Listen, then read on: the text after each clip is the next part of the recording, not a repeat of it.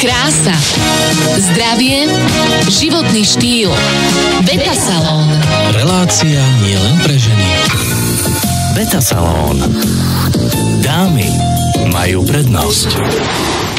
Krásny deň, milí poslucháči. Ubehlo presne 7 dní od nášho posledného štúdiového stretnutia a to značí len jedno, že sa opäť po týždni počujeme v rámci relácie Beta Salón na vlnách Rádia Beta. Dnes vysielanie bude špeciálne, pretože príde medzi nás Katka, jedna inšpirujúca žena a jeden nesmierne pozitívny človek. A prečo špeciálne? Tak už len v tom, že keď si do tejto relácie pozývam hostí, nikdy som nemusela riešiť to, ako prídu do nášho štúdia, ktoré sa nachádza na poschodí. V tom dnešnom prípade to ale pre Katku nebolo vôbec jednoduché. Na to, aby sme sa tu dnes videli, sme museli zvolať partiu svojich kamarátov. Vítajte pri našom dnešnom špeciálnom vysielaní Beta Salónu s Lenkou a Katkou, v ktorom sa budeme riadiť heslom: ak ti dá život do cesty citróny, kyslá tvár ti nepomôže, radšej sa nauč robiť citronádu.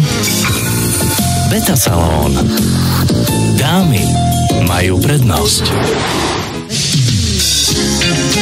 Ešte raz želám pekné doobedie, priatelia. Ja som záver úvodného vstupu trošku nadniesla a odľahčila, pretože by som bola rada, keby dnešná relácia bola inšpiráciou pre všetkých, ktorí možno prežívajú horšie dni alebo nevedia, ako sa problému postaviť čelom, či ako sa nakopnúť do ďalšieho dňa a do ďalších životných víziev. A práve preto by som medzi nami rada privítala Katku. Katka, vítajte u nás. Dobrý deň, prajem. V prvom rade ďakujem za to, že ste prijali pozvanie do dnešnej relácie, pretože to pre vás bolo oveľa zložitejšie ako pre ostatných mojich hostí.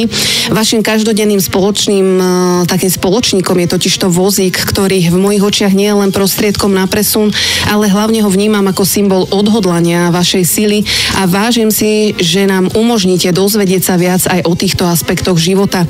Ako handicapovaná ste sa ale nenarodila. Ako vyzeral váš život do októbra roku 2021? Tak predtým som fungovala ako klasický zdravý človek. Chodila som do práce, športovala som, milovala som bicyklovanie, korčulovanie, chodila som si zabehať a trávila som čas s deťmi, či v prírode, alebo po výletoch, s priateľom predtým, čo som už mala po rozvode.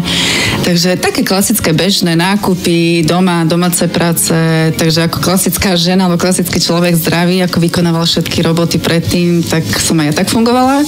Takže nemali ste nejaké zdravotné komplikácie? No kedysi nie, ale tieto zdravotné komplikácie začali od roku 2018, čo som mala problémy s chrbticou, bolesti v krížoch a odvtedy som akože pociťovala také bolesti a zdravotné problémy sa začali práve vtedy. Dobre. A ako ste riešili situáciu s týmito bolestiami? Chodila som neurologičke, tá ma posielala na všelijaké rehabilitácie, tu do Bojníc napríklad, na tie klasické v nemocnici, alebo som chodievala klasické iba teda nemocnice a chodila som akože obstreky, rehabilitácie, nič mi nepomáhalo, potom sa skúšalo ešte niečo iné a nakoniec bolo CT s ozonovým obstrekom, prvýkrát v roku 2018, čo som absolvovala prvý rok, asi vo februári, a po absolvovaní ozonoterapii som fungovala kvázi ako zdravý človek. Možno týždeň trvalo, kým to telo prijalo, kým prestali bolesti a sa to vstrebalo nejako. Takže som fungovala zase opäť ako zdravý človek, aj šport, aj bicykel, korčulovanie, robota, všetko. A zase potom o rok som opäť absolvovala CT s ozonovým obstrekom a zase to isté, presne. Zabralo mi to, zase som fungovala ako zdravý človek, potom ešte tretí rok a to isté tak.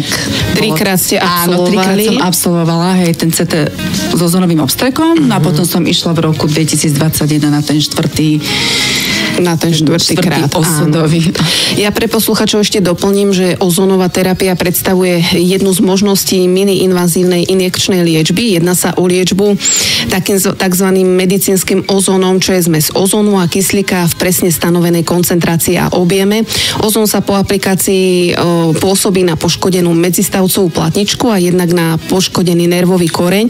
A pozerala som si aj štatistiky a podľa štatistík má ozónová liečba pomerne vysokú úspešnosť, a to 70 až 80%, napríklad oproti teda tomu operačnému zákroku, ktorému sa chceli lekári pri vás vyhnúť. Tá vaša ale teda štvrtá ozónová terapia bola iná v čom? No, už je to taký paradox, že už keď som išla na ten posledný ozon, tak už som išla s takou malou dušičkou, s takým zvláštnym vnútorným pocitom, alebo kvázi nepokojom, neviem prečo, som to tak mala. Ale nakoniec som tam teda išla, ale tak tým pádom som vedela, ako to prebieha, všetko, ako dlho to trvá, presne ako to robia, len už pri tom, ako mi to zavádzali, tam už bolo také, že nevedia sa trafiť, tam komentovali si medzi sebou lekári, že ešte pár milimetrov, a ešte chvíľku, lebo mne to kvázi pichali do 2 miest.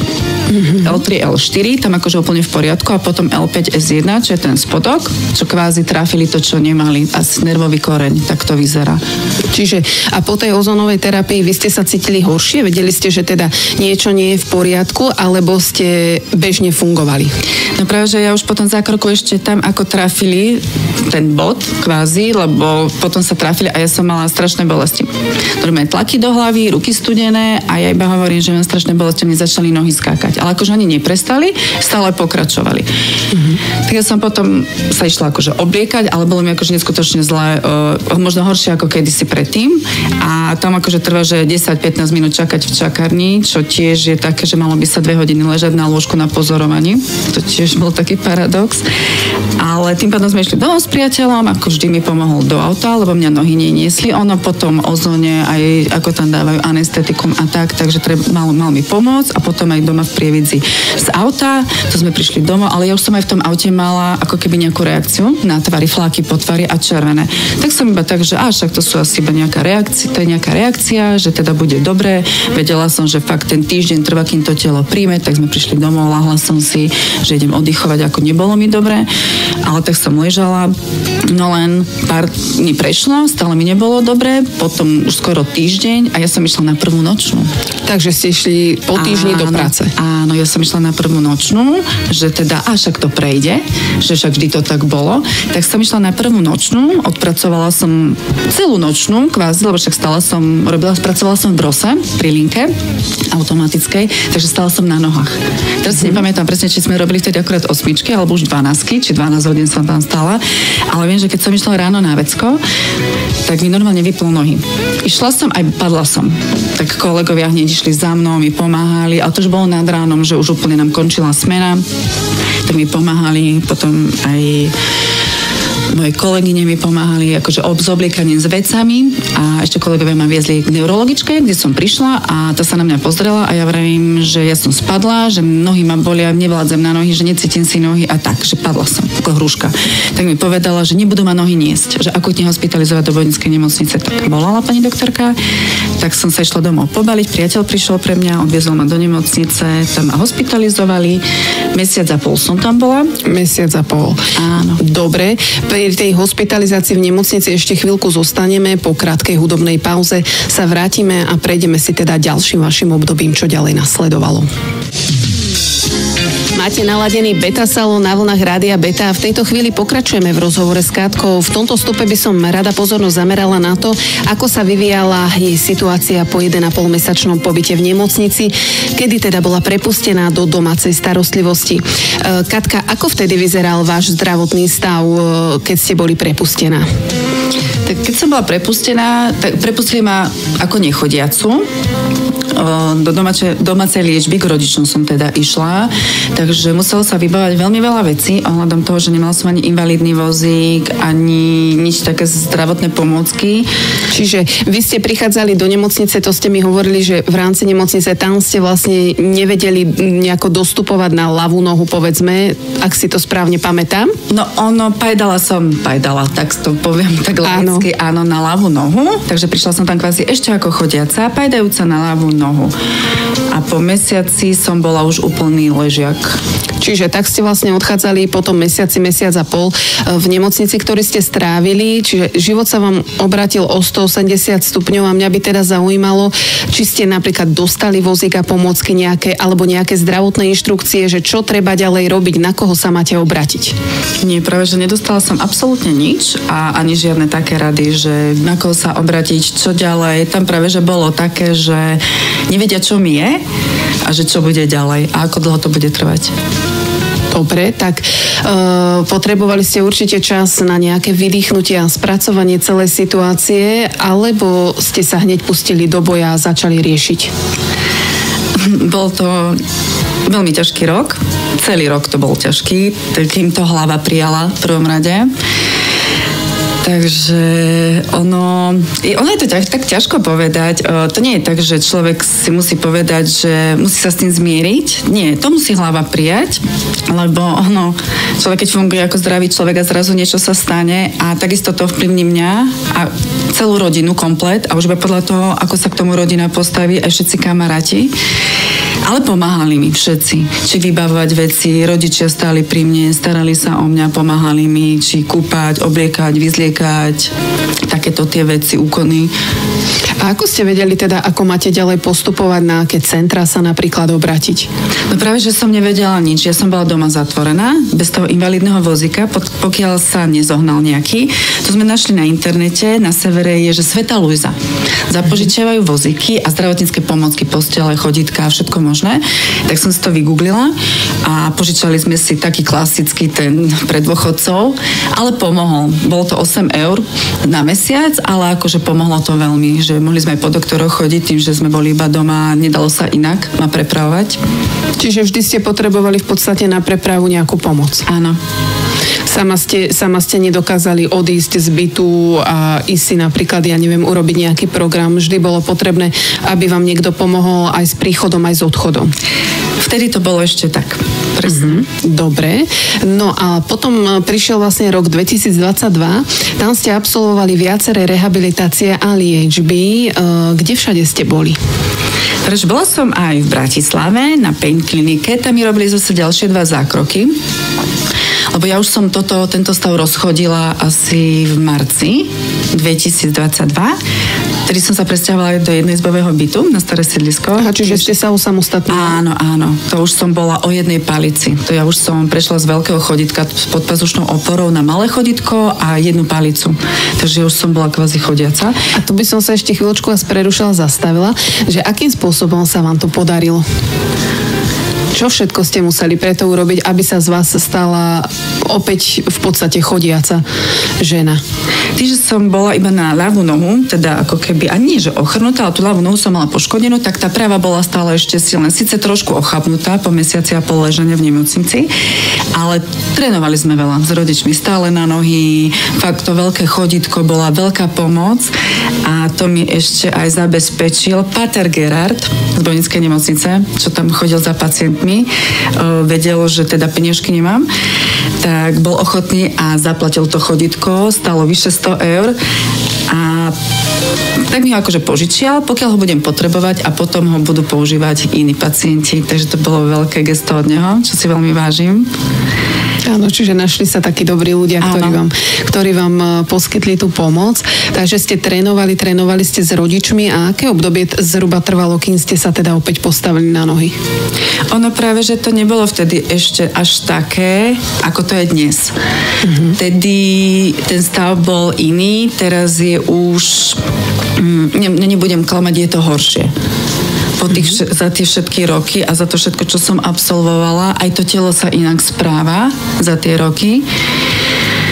Takže toto bolo vtedy ešte rýchle, naozaj o tej palici, ale tam boli kvázi bolesti stále a to pajdanie na tú nohu. Len ten stav bol trošku taký ešte iný a môžem povedať tak, že ešte taký lepší. Áno, čiže ste sa presťahovali teda do vlastného bytiku, v podstate ste sa osamostatnili, vedeli ste sa pohybovať a potom ďalej nasledovalo čo? Ešte ste postupovali nejaké rehabilitácie? Áno, bola som potom v tej Bratislave na tie 2 zákroky a tam som prišla, to si pamätám, tam som prišla s palicou a z toho zákroku ma vynašali na invalidnom vozíku. 2 ľudia ma museli dávať do auta a 2 ľudia von z auta do bytu a bola som odpálená na 2-3 dní. Takže každý jeden zákrok ma vrátil krok späť. Čiže vaše telo na to reagovalo úplne inak, ako sa očakávalo? Áno, presne, moje telo na všetko zle reaguje a nikto nevie prečo. No, takže tuto je vlastne taký otáznik, ale s akým spôsobom ste sa vlastne vyrovnávali s takouto situáciou, že v podstate sa ani nevie, že čo ďalej, ale človek musí predsa sa nejako nakopnúť, musí začať fungovať. Ako sa vám to podarilo? Tak mám okolo seba úžasných ľudí a vyzdvihnem to, že najväčší ten zlom, alebo ten zlom práve, že bol ten, keď som sa presťahovala do Bystrice, alebo skôr ešte predtým, keď som prvýkrát prišla do Bystrice, do Neurogymu. Tam už keď som otvorila dvere, tak to bolo pre mňa, že wow, tá energia, to prostredie, není to ako nemocnica, ono ten Neurogym vyzerá ako fitko. Takže aj keď chodiaci tam prídu a tam sa človek cíti ako doma, s rodinou, naozaj sme tam ako rodina a toto je pre mňa veľa. A to mi to tak otvorilo oči, že teda toto je to, kde chcem byť medzi akými ľuďmi. Tam sme si všetci rovní, nikto sa na nikoho nehrá, nikto si nič nezavidí, nikto sa na vás nepozerá, že ty si na vozíku, neviem čo, a ten má amputovanú nohu, neviem čo, alebo tak zažili sme to všetci, čo sme v Neurogyme, že ľudia sa na nás pozerajú, že sme na vozíku, teraz si o nás myslia, že sme mentálne postihnutí, popri tom nie sme. Takže áno, že treba si to uvedomiť, že človek, keď zostane na vozíku, neznamená to, že sa mu niečo udialo s hlavou. Takže veľakrát pristupujeme k takýmto ľuďom trošku inak. Mňa by ešte by som sa chvíľočku vrátila k tým liečbám a rehabilitáciám. Ako to funguje? Mali ste ich hradené, alebo nejakú ich časť a zvyšok si musí človek zaplatiť zo svojho, z toho invalidného dôchodku, alebo akým spôsobom to je? No, klasická rehabilitácia v nemocnici sú platené, to vieme všetci. Potom aj Kováčovej som bola v roku 2023, to tiež je hradené, lebo to je ako kvázi nemocnica. Ale bola som po Kováčovej v Lehniciach. Je to volá sa to kašteľ Levita, to je pri Dunajskej strede a to je už súkromné. Stalo to 3,5 tisíca. Keďže som na to nemala peniaze, tak som dala na Facebook príspevok, aby sa mi ľudia vyzbierali na transparentný účet, takže vďaka ľuďom som sa tam dostala, inak by som na to nemala. Takže takýmto spôsobom musíte riešiť tieto veci. Spomínali ste, že potom prišiel taký ten pozitívny impuls a práve o ňom a o tých takom už pozitívnejšom nadstavení sa budeme baviť o malú chvíľočku. Mi tam hlava. Beta Salón. Dámy majú prednosť. Katka, prešli sme si vašimi rehabilitáciami a liečeniami. Bohužiaľ v spomínanom marci 2023 nastalo skôr zhoršenie vášho zdravotného stavu. Zostali ste teda úplne na tom vozíku. Aké najväčšie výzvy ste museli prekonať potom, ako ste sa stali tak úplne pripútanou na ten vozík? Ako sa zmenil váš každodenný život, pretože už ste spomínali, že presťahovali ste sa už do svojho bytiku, tak potom ako vyzeral ten deň? Čím všetkým ste sa museli popasovať? No, bolo to veľmi ťažké. Tým, že som prišla do Kováčovej s 2 palicami, tak som rátala s tým, že odídem bez palíc, tak som bola tak namotivovaná, možno až moc, ale tým, že moje telo na všetko zle reagovalo a bolo to tam veľmi náročné od 2:30 do 2:30, tak moje telo začalo teda zle reagovať na všetko, takže som začala padať, takže ten vozík sa mi zase ku mne pripútal, síce ho beriem už ako modný doplnok, ale bolo to veľmi ťažké obdobie. Aj tí ľudia, tým, že to ešte aj moja hlava nechcela prijať, tak v tej Kováčovej boli všelijaké osudy a tam sme boli aj veľké partie, veľa mladých, starších a boli tam ľudia horšie na tom, ako som ja. Tak vtedy to tak moja hlava prijala, že že naozaj, čo sa tu idem sťažovať, tí ľudia sú na tom horšie ako ja, však ruky mám zdravé, že ideme ďalej.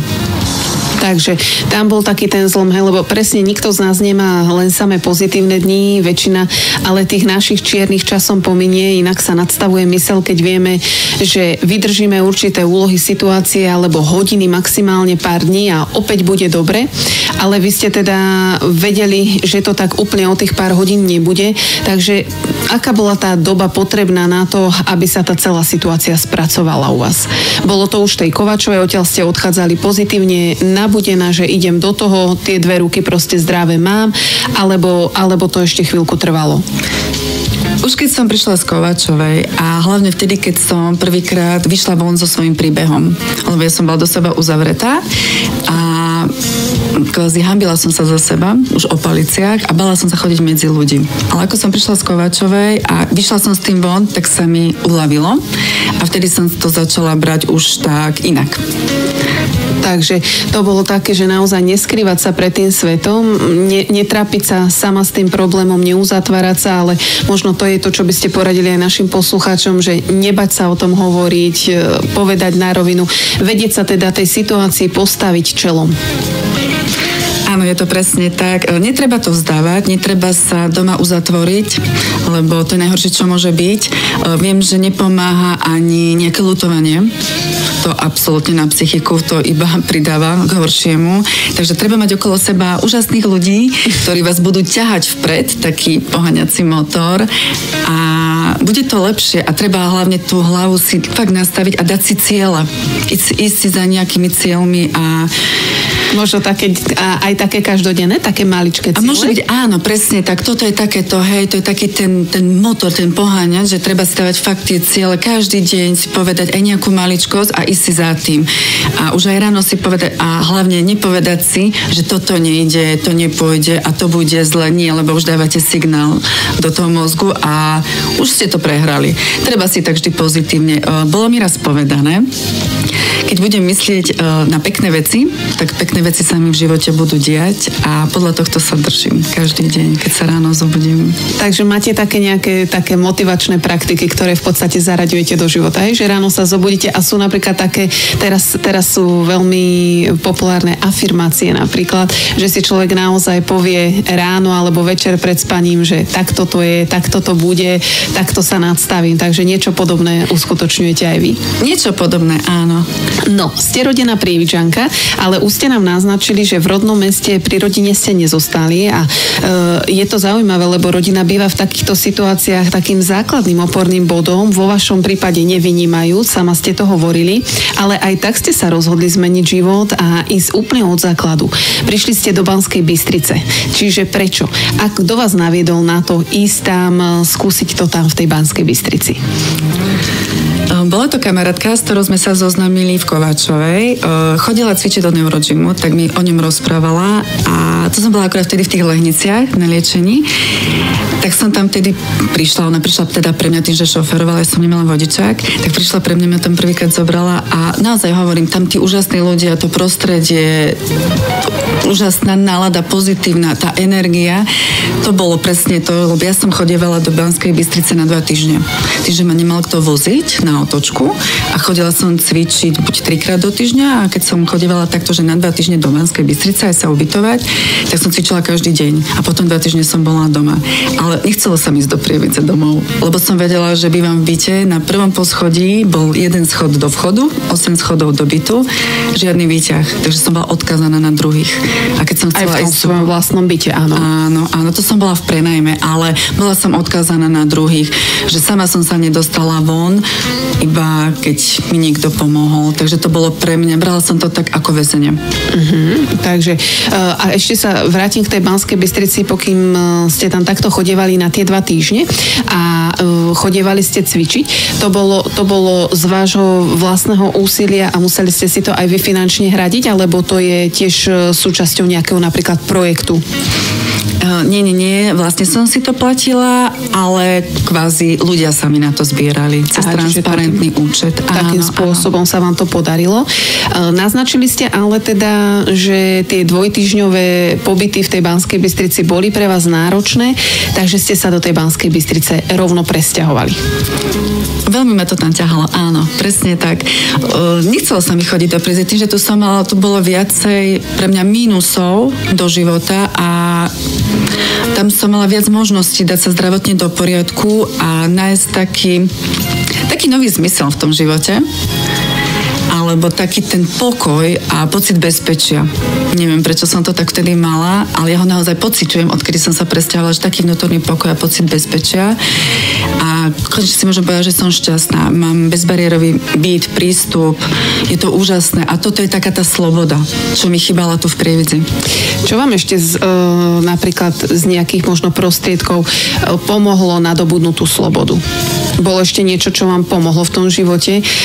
Lebo spomínali ste napríklad, že predtým vás aj vozili ľudia, že ste nemali vodičák. Toto je asi ďalšia vec, ktorú ste si dali ako cieľ a podarilo sa vám ju splniť. Keďže viem, ako ste dneska ku nám do štúdia prišli. Áno, toto bol môj cieľ. Takže prvý cieľ bol presťahovať sa do Banskej Bystrice. To sa mi splnilo v januári minulý rok. Potom som dostala pracovnú ponuku pracovať v Neurogyme, takže aj pracujem, super, keďže mám ruky zdravé. Toto je to, čo mi aj chýbalo v živote. Ja som sa cítila taká nepotrebná pre tento život, že tým, že som doma bola zatvorená v byte a štrikovala som iba čapice, ale nebola som s ľuďmi a toto mi chýbalo. Byť s tými ľuďmi, rozprávať sa s nimi, robím im kávu, naozaj volám tam s ľuďmi, zapisujem tie riady a toto je presne ten bežný život, čo som robila kedysi ako chodiaca. Čiže vrátili ste sa do takého ako keby úplne bežného života. Vašou náplňou práce teda je, ak som to správne pochopila, že ste nejakou asistentkou na nejakej recepcii? Áno, som taká recepčná. Áno, v Neurogyme. Takže som, alebo prvá kontaktná osoba, keď ktokoľvek príde do Neurogymu. Takže paráda. Takže toto vás tiež teda posunulo niekam ďalej. Počas ale takéhoto fungovania ste sa stretli niekedy aj s nejakými predsudkami alebo nepochopením? Stretla som sa, áno, a väčšinou, ešte keď som bývala tu v Prievidzi. Stretávali ma ľudia, zastavovali ma ľudia aj na ulici, naozaj, že cudzí ľudia, čo ma nepoznali, tak sa ma pýtali, že či som po autonehode, alebo chudiatko, čo sa ti stalo, a taká mladá na vozíku a ľutovanie a takéto. A ako hej, ľudia sú všelijakí, ono možno aj tým, že nie sú zvyknutí vidieť takto vozičkárov, pretože v Bystrici sa mi toto práve že nestalo, lebo tam viac je tých vozičkárov ako tu v Prievidzi. Čiže máte tam nejaké taký kolektív už vybudovaný, takú svoju skupinku a potom vlastne po takomto pozitívnom znova takomto nádychu, keď človek získal aj tú prácu, aj teda taký bezbariérový bytík má, zmenili sa napríklad nejako váš život, pribudli vám nejaké nové záujmy alebo aktivity? Záujmy? No tým, že som si spravila teda, čo bol ten môj cieľ, ten vodičák, takže od leta minulého roka mám vodičák. A od decembra teda už mám aj svoje auto, čo sa veľmi teším. Je to pre mňa úžasná sloboda, pocit brutálnej slobody, čo mi chýbalo k životu. Takže teraz cestujem. Veľmi rada, mám veľmi rada ten čas v aute strávený, aj keď sa nie všade dostanem, že vidím z auta, ale aspoň z toho auta, že vidím pekný výhľad a krajinky, takže toto je pre mňa takéto naplnenie a hlavne aj cestovať za deťmi.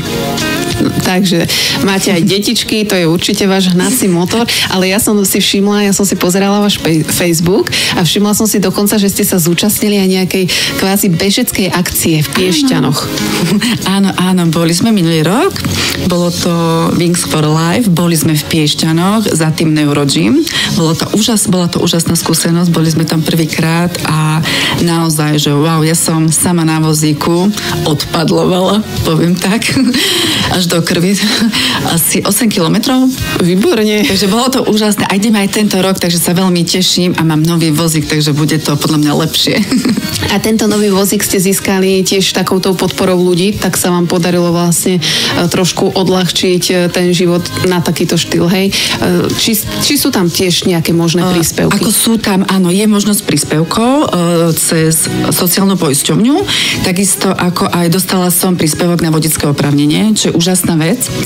Potom vyzdvihnem teda na ten vozík, ako je tam nejaká čiastka, ale ostatok sa muselo doplácať, tým, že vozík bol dosť drahý a to sa mi ľudia vyskladali na transparentný účet, za čo som im veľmi vďačná, že mi naozaj takto pomáhajú. A prečo ste potrebovali nový vozík? Ešte to skúsme trošku posluchačom približiť. V čom je rozdiel? Mala som prvý vozík, ešte čo mi na mieru začali vyrábať v Kovačovej, len nebol až tak na mieru. Tým, že som nemala peniaze a ono to je ako keby ste si skladali nové auto. Každý jeden kúsok stojí niečo a nakoniec tie vozíky sú veľmi drahé a nebol tak na mieru pre mňa a bola som na ňom trpiteľka. Doslova, že aj tá opierka, to sedenie zlé, toto pre nás vozičkarov tým, že trávime celý deň na tom vozíku, Je to nesmierne ťažké tam sedieť celkovo, ale musíme mať to aj prispôsobené hlavne sebe, aby nám vyhovoval, aby sme nemali bolesti, aby sme zle nesedeli tie nohy. Predsa každý kúsok na tom vozíku musí byť presne na mieru, ako uliaty. Tak áno, tá finančná stránka je určite v tomto smere zaťažkávajúcou prekážkou v ceste za zlepšením kvality života každého handicapovaného človeka, ale mne sa na Katke veľmi páči, že ak by ste napríklad klikli na jej profil, tak väčšina príspevkov na jej stránke sú odkazy na zbierky iných zdravotne znevýhodnených osôb, že nepíše tam len stále o sebe, tak to ma tak dojalo. A ešte, čo sa mi páčilo, bola zbierka na vozy, ktorú vám zorganizovala taxislužba, ktorá predpokladám, že vás asi každý deň prepravovala a v rámci zbierky o vás veľmi pekne písali v podstate, že im každú jednu cestu vyčaríte úsmev na tvári a tak by ho radi vyčarili aj oni vám a postarali sa o takéto pekné prekvapenie. Takže to sú naozaj také milé veci, čo sa človeku dejú v tom živote. Tak ja by som ešte rada zrekapitulovala ten život. Zmenil sa vám nejako pohľad na nejaké hodnoty v tom živote, že trošku ste obrátili sa v tomto smere, alebo ste stále taká istá, rovnaká pred rokom 2021 aj po tom roku? Nie, som iná, zmenilo ma to. Podľa mňa to každého zmení a máme taký iný pohľad na život. Vážim si viac vecí, vážim si konečne seba, ale je to úplne iné, presne. Človek si všíma tie maličkosti, tá bezbariérovosť, ako pre niekoho je to maličkosť pre chodiaceho, možno som to kedysi aj ja tak brala ako chodiaca, ale naozaj ten jeden schod niekde do obchodu alebo vysoký obrubník je pre nás veľmi veľkou prekážkou. Takisto rozbité chodníky, jamy. Áno, čiže v tomto smere o chvíľku sa ešte o takých tých skôr teda tých pozitívnejších skúsenostiach po piesni opäť porozprávame. Milí posluchači, v štúdiu máme Katku. Bohužiaľ musím povedať, že kvázi handicapovaného človeka, ale Kati, si ty taký ten človek, ktorý si vie urobiť zo seba srandu, snažíš sa napríklad humorom trošku odľahčiť si takú tú zaťažkávajúcu situáciu, ktorá ťa postretla? Áno, jasné, to si vieme asi všetci, nie iba ja. A tým, že to sme v Neurogyme každý deň, tak robíme si zo seba strandičky, že prekotím ťa z vozíka, alebo ukáž, vyfúknem ti kolesa, alebo prepichnem ti ich. Akože sú tam všelijaké také slova, alebo niekto príde a povie mi chodiaci, alebo aj niekto nechodiaci, že počkaj, niečo potrebujem a tak, počkaj, seď, a ja proste pozriem, no však jasne, ja posedím, alebo čo, alebo niekto, keď ti potrebujem, jasné, už letím, už bežím, čo by nie, počkaj, už som jedna, no a tam druhá sem. Takže ono, hej. Asi to treba. Treba. Je to super, ako naozaj. V tejto súvislosti mi chodí porozumieť ešte jedna vec. Ako má človek pristupovať k svojmu blížnemu priateľovi alebo nejakému blízkému, ak sa mu stane niečo podobné? Lebo veľakrát ani nevieme možno sami, aký máme zvoliť prístup. Čo pomohlo vám?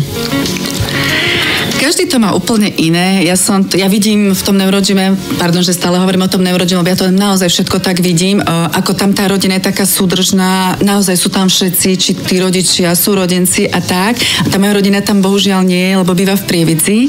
A na tomto je to pekné, že a zase oni sa mi tak sťažujú, potom mi povedia, že a stále okolo mňa a moc to preháňajú a všetko a takto. A ja hovorím, buďte radi za to, ako niekedy to veľa, aj toho veľa veľmi škodí. Takého, že človek sa chce tej starostlivosti. Áno.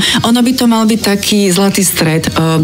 Áno, potrebujeme pomoc. Není dobré, keď sa o nás nezaujímajú. Napríklad to tiež je také, že nie je to dobré, nás to trápi, ale zase ani nie je dobré moc takéto prehnané. Ale fakt naozaj taký ten stred, alebo keď my si sami povieme, lebo veľa tých rodičov chcú všetko robiť za nás. Ale my sa cítime tak potom nepríjemne, že však my nie sme nesvojprávni, máme zdravé ruky, vieme to, chceme to aspoň vyskúšať, nechajte nás. Aby to nebolo také, že nie sme malé deti a aby nám veľa pomáhali. A takto sa naučíme aspoň samostatnosti, čo je úžasná vec. Ako ja som sa naučila tej samostatnosti tu v Prievidzi, v tom byte, bolo veľa pádov, naozaj, z váne, z vozíka. Učila som sa na zadných byte, padla som, takže o modriny, aj možno ešte sem tam niekedy sa mi stane, že zletím. Takže bohužiaľ stáva sa to. Ale keď človek nevyskúša a nenájde si v tom nejaký systém, tak to nebude vedieť až tak. Áno, a tam ste spomínali aj, že nie je dobré napríklad prejavovať až nejakú prílišnú lútosť, hej, že jednoducho samozrejme, že človeka to mrzí, ale treba teda k tomu pristupovať tak, že táto situácia je taká, aká je. Teraz ju momentálne nezmeníme a poďme sa snažiť pracovať iba na zlepšení tej kvality života, ale tá ľútosť asi nie je úplne tá najvhodnejšia tiež, čo by sme mali teda tomu človeku prejavovať. Nie, vôbec. Ľútosť vôbec. Keď tak, pozitívne. Hlavne pozitívne ho motivovať, ho poháňať, ho byť mu tým motorom poháňacím, ale fakt ľútosť vôbec nie. Ani porovnávanie. Ten má takú diagnózu, ten je na tom tak, ani toto nepomáha na psychiku. A čo vás čaká najbližšiu dobu?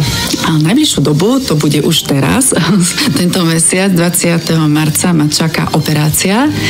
Majú mi zabudovať neurostimulátor do miechy, ktorý by mi mal pomôcť hlavne od bolesti, tým, že trpím už 3,5 roka silným bolestiam a tie mi vyvolávajú spazmy, čo som aj spomínala asi, že ten stav sa mi od toho roku 2021 zhoršil. Tým pádom ma už ani na nohy nemôžu dať, lebo ma doslova vykrúti, zlomí dozadu chrbticu a zbytočne trpím ja a ma to odstaví na pár dní. Nie je to takto akože dobre, je to podľa mňa tiež zbytočné. Takže nechcem ísť až do takých extrémov. Takže tá operácia by mi mala teda v tomto pomôcť, tak uvidíme. Mám očakávania, nejdem hovoriť, že veľmi veľké očakávania, aby som náhodou nebola sklamaná, ale verím tomu, že mi to pomôže. Čo by len to bolo 20 alebo 30%, že by ma to zbavilo bolesti, to by bolo pre mňa... Tak to dúfame všetci a budeme pevne držať palce, aby to teda tak bolo, aby vám to uľahčilo tú situáciu. A máte aj také dlhodobejšie nejaké ciele a plány do budúcnosti? Po operácii, že čo by ste napríklad rada chcela zažiť, kam ísť? No, chcela by som ísť s mojimi deťmi na dovolenku k moru a chcela by som ísť možno aj do Dubaja. Tam to je vraj bezbariérové všetko, čo už mám zistené. Takže asi aj tam a mám slúbenú turistiku ešte od roku 2021 od mojich kamarátok. Takže to mám ešte taký cieľ, len zatiaľ sa mi to nedarí, ale idem za tým a mám to stále v hlave, že raz to príde. No tak to určite. Podľa toho, ako sme vás počuli, tak ja verím tomu, že áno, nevzdávate sa. Priatelia, dnešný Beta Salón, ako pozerám na hodinky, je už na konci svojho vysielacieho času. Katka, vám veľmi pekne ďakujem za váš čas a za to, že ste nám dovolili nazrieť do vášho života a hlavne, že ste nám ukázali, ako sa nevzdať a vytrvať na svojej ceste, aj keď náš život prinesie viaceré prekážky.